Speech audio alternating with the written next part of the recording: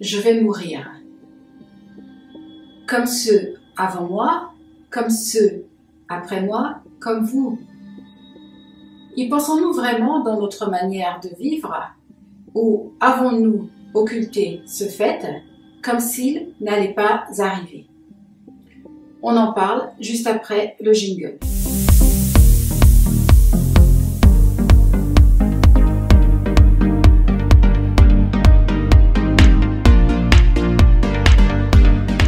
L'être humain est soumis au même cycle de vie que tous ceux qui l'entourent.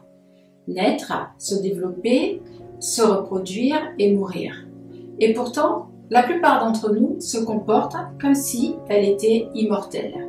Selon moi, nous ne devons pas avoir peur de parler de la mort, ni d'imaginer la nôtre, mais seulement craindre de ne pas donner un sens à notre vie et de ne pas être en paix au moment du retour à la maison.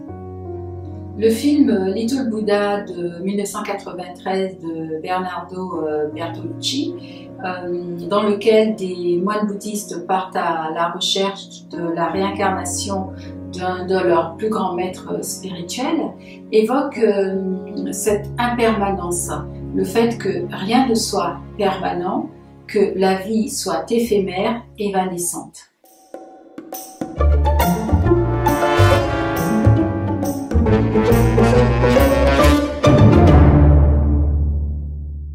Oui, la vie est fugace, en tout cas celle qui est accordée aux êtres humains.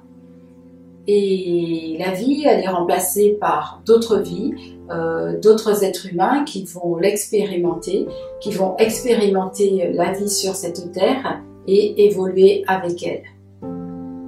Alors certes, lorsqu'on est jeune, on a moins tendance à penser à la mort et même on l'occulte.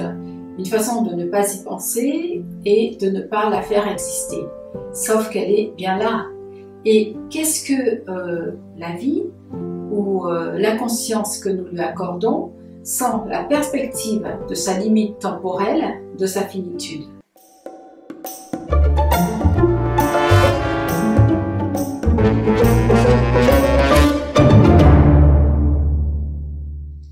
Alors, est-il possible d'avoir consciemment l'idée de notre mort tout en étant bien vivant et pleinement vivant? Je crois que oui. Je crois que nous n'avons pas besoin d'attendre d'être malade ou d'être à la fin de notre vie par l'âge pour avoir conscience de ce temps limité et de l'angle que nous voulons lui donner, de l'orientation, du sens que nous voulons donner à notre vie. Plus nous vivons dans l'inconscience de notre fin, due à la maladie accidentelle ou naturelle comme on dit, et moins nos actions, notre manière de vivre est consciente.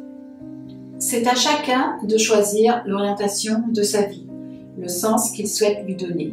Mais avoir réellement, vraiment conscience de notre mort, ne pas nous la masquer, c'est regarder la vie en face et la vivre.